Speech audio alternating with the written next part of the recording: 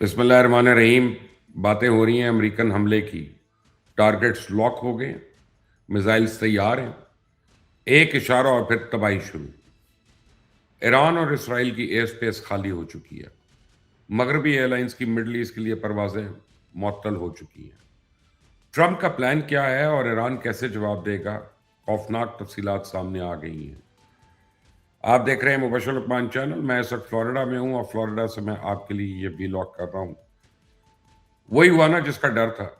میں پچھلے ایک ہفتے سے اس خدشے کا اظہار کر رہا تھا کہ امریکہ جس قوت کے ساتھ اپنا جنگی ساز و سامان مڈل ایسٹ منتقل کر رہا ہے وہ کوئی معمولی بات نہیں ہے. میں نے ایک ہفتہ پہلے بھی آپ کو مطلع کیا تھا کہ قطر, کویت اور اردن سے امریکن جنگی طیارے ایران پر حملے کے لیے اڑان بھر چکے تھے, لیکن سعودی عربیہ, پاکستان, ترکی اور قطر کی مداخلت سے اس روز تو حملہ ٹل گیا. اور اس کی وجہ یہ تھی کہ خلیجی ریاستوں نے ایران پر حملے کے لیے امریکہ کو اپنی ایئر سپیس استعمال کرنے سے روک دیا تھا. اس دوران بیک چینل مذاکرات بھی ہوئے, لیکن معاملہ آج پھر وہیں پہنچ گیا جہاں پر ختم ہوا تھا. تازہ ترین صورتحال یہ ہے کہ ہفتے کی صبح سے ایران اور اسرائیل کی ایئر سپیس خالی ہو چکی ہے. ایئر فرانس, برٹش ایئر ویز, سوئس ایئر لائنز کے ایل ایم, لفٹھانسا, تمام یورپین ایئر لائنز نے آج سے اسرائیل اور خلیج کے متعدد بین الاقوامی ہوائی اڈوں کے لیے اپنی پروازیں منسوخ کر دی ہیں. امریکہ کا جنگی بحری بیڑا یو ایس ایس ابراہیم لنکن اس وقت بحر عرب میں موجود ہے اور ایران کے قریب اپنی پوزیشن سنبھال چکا ہے. قطر, بحرین, کویت اور اردن سے اڑنے والے امریکہ کے جاسوس طیارے مسلسل ایران کے آس پاس پروازیں کر رہے ہیں. امریکن سینٹ کام کے کمانڈر ایڈمرل بریڈ کوپر اس وقت اسرائیل میں موجود ہیں اور تواتر کے ساتھ اسرائیلی حکام کے ساتھ ملاقاتیں کر رہے ہیں. اب بس ایک اشارے کی دیر ہے. جو ہی وائٹ ہاؤس نے گرین سگنل دیا, امریکن طیارے ایران پہ بامبنگ شروع کر دیں گے. اب سوال یہ ہے کہ امریکہ کا وار پلان ہے کیا؟ امریکہ کی ایک ریسرچ انسٹیٹیوٹ FDD نے اس حوالے سے بڑی خوفناک تفصیلات بیان کی ہیں اور بڑی وضاحت کے ساتھ اس حملے کے اہداف اور مقاصد بیان کیے ہیں.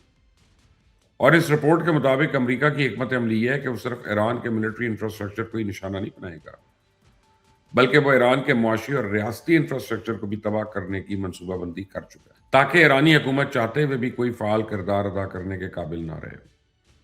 ایران کی تمام بندرگاہیں, بڑی بڑی ریفائنریز, تیل اور گیس کی تنصیبات اور ایرانی سپریم لیڈر کے دفاتر, وزارت دفاع, پاسداران انقلاب کی قیادت اور یعنی ملیشیا سمیت طاقت کے تمام مراکز اور حکومتی قیادت اس وقت امریکن ہٹ لسٹ پہ ہے.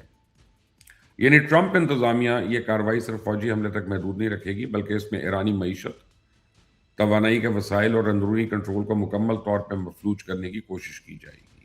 اب ظاہر ہے اتنے بڑے آپریشن کے لیے وسائل بھی لامحدود ہونے چاہیے, اور اگر میں صرف ایئر پاور کی بات کروں تو اس وقت لگ بھگ 480 جہاز مڈل ایسٹ میں امریکن اڈوں پہ پہنچ چکے ہیں.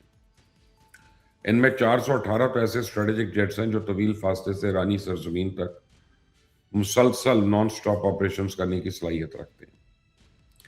اور اس کے علاوہ 57 ٹینکرز یعنی ری فیولرز ہیں جو اس حملے کے لیے ریڑھ کی ہڈی کی حیثیت رکھتے ہیں.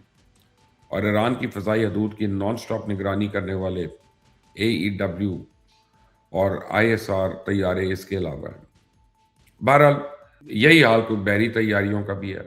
طیارہ بردار امریکن بحری بیڑا ابراہیم لنکن خلیج کے قریب پہنچ چکا ہے. USS ابراہیم لنکن تقریباً 180 طیاروں کی گنجائش اس میں موجود ہے, جو چند سیکنڈز میں ٹیک آف اور لینڈنگ کرتے ہیں, اور اس کے علاوہ 2 تباہ کن آبدوزیں اور 10 کے قریب کمانڈ اینڈ لاجسٹک بحری جہاز اس وقت خطے میں موجود ہیں. تو معمول کی ملٹری ایکسرسائز میں اس قدر وسیع پیمانے پہ سرگرمیاں نظر نہیں آتی. یہ تیاری کسی بڑی مہم جوئی کا شاخسانہ ہے. تو اب سوچنے کی بات ہے کہ خلیجی ریاستوں نے تو اپنی امریکہ کو ایئر سپیس استعمال کرنے سے منع کر دیا, تو پھر امریکہ کہاں سے حملہ کرے گا؟ عرب تجزیہ کاروں کا خیال ہے کہ ایران پر امریکی حملہ اردن سے شروع ہو سکتا ہے, اور ایران کی اپنی انٹیلیجنس رپورٹ میں بھی یہی دعویٰ کیا گیا ہے کہ اردن کی فضائی اڈوں سے وسیع پیمانے پہ امریکی فضائیہ کے اثاثے تعینات کیے گئے ہیں. ایران کی وزارت خارجہ نے اپنے بیان میں کہا ہے کہ اس کی سیٹلائٹس اردن کے موفق ایئر بیس پہ امریکن فضائیہ کی نقل و حرکت پہ نظر رکھے ہوئے ہیں. یہ تو تھا امریکن جنگی تیاریوں کا حال. اب میں آپ کو بتاتا ہوں کہ ایران کی جوابی حکمت عملی کیا ہے. ایران کی پہلی ترجیح تو غداری پہ قابو پانا ہے تاکہ کوئی قلعے کے دروازے اندر سے نہ کھول سکے، اور ایران کی انٹیلیجنس نے چند روز پہلے ایک ایسے بیرونی کمانڈ سینٹر کا سراغ لگایا جسے غیر ملکی انٹیلیجنس ایجنسیز مشترکہ طور پہ چلا رہی تھیں۔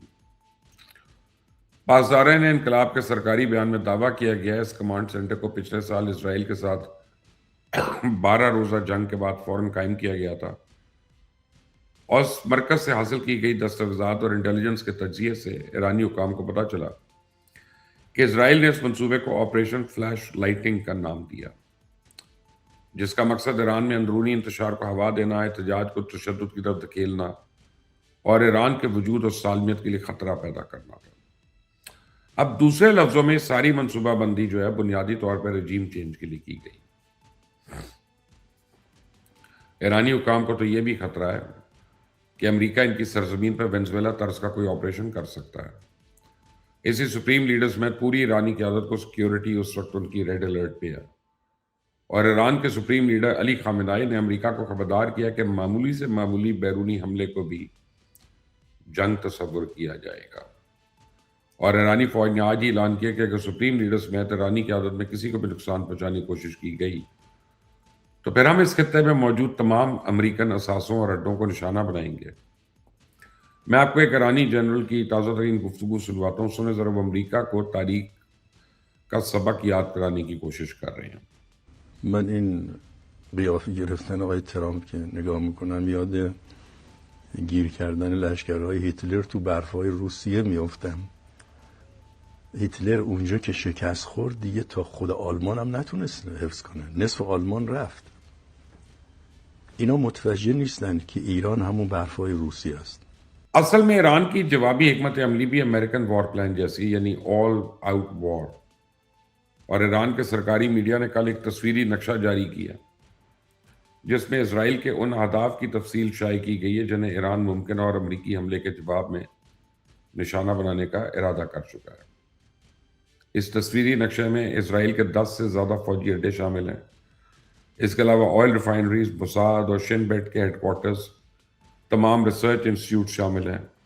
یعنی اگر ایران کے ہائپرسونک بیلسٹک میزائل درست نشانے پہ گرتے ہیں تو اسرائیل کا 80% انفراسٹرکچر تو مکمل طور پہ برباد ہو جائے گا، وہاں نہ کسی کو کھانے کو کچھ ملے گا نہ پینے کا صاف پانی۔ اور یہ نظارہ ہم نے پچھلی 12 روزہ جنگ میں بھی دیکھا تھا، جب ایران کے ہائپرسونک میزائلز نے حیفا کی سب سے بڑی آئل ریفائنری تباہ کر ڈالی تھی۔ ہم نے ایران کے میزائل تابر توڑ تل اویو کی عمارتوں پہ گرتے دیکھے تھے، اور اسرائیلی شہریوں کو خوف کے عالم میں روتے پیٹے ملک چھوڑ کر بھاگتے بھی دیکھا تھا۔ اور یقین مانے امریکہ نے اگر ایران پہ حملہ کیا تو ہو سکتا ہے وہ نظارہ دوبارہ دیکھنے کو مل جائے۔ آپ یوں سمجھ لیں کہ اگر امریکہ نے ایران میں رجیم چینج کے لیے پورے انفراسٹرکچر کو تباہ کرنے کی ٹھان لی تو پھر ایران بھی اسرائیل کو 50 سال پیچھے دھکیلنے کا پلان بنا چکا ہے۔ خدشہ ہے یہ جنگ مختصر نہیں ہوگی، لیکن ایک بات یقینی ہے کہ یہ جنگ صرف اور صرف تباہی لائے گی، مکمل تباہی۔ تمام نظریں اب ایران پہ ہیں۔ اگلے 36 گھنٹے انتہائی اہم ہیں۔ عام طور پہ ویکنڈ پہ بازار بند اور لوگ گھروں میں ہوتے ہیں، لیکن ایرانی عوام کے لیے یہ ویکنڈ غیر معمولی یا بھاری ثابت ہو سکتا ہے۔ اللہ تعالیٰ سب کو اپنی امان میں رکھے، اللہ تعالیٰ پورے خطے کو اپنی امان میں رکھے، اور اللہ تعالیٰ ہم سب پہ اپنا رحم اور کرم فرمائے۔ اس چینل کو سبسکرائب کریے گا، بیل آئیکن کو پریس کریے گا، کامنٹس میں اپنی رائے ضرور دیجیے گا۔ انٹل دی نیکسٹ ٹائم، اللہ حافظ۔